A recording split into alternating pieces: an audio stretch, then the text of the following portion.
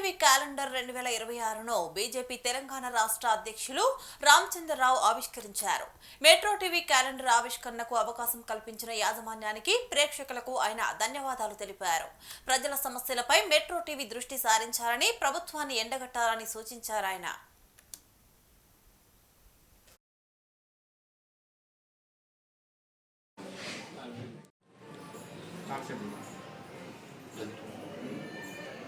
Metro TV నవ వర్ష calendar, నూతన సంవత్సరం క్యాలెండర్ని ఈరోజు ఇక్కడ ఆవిష్కరించడం జరిగింది.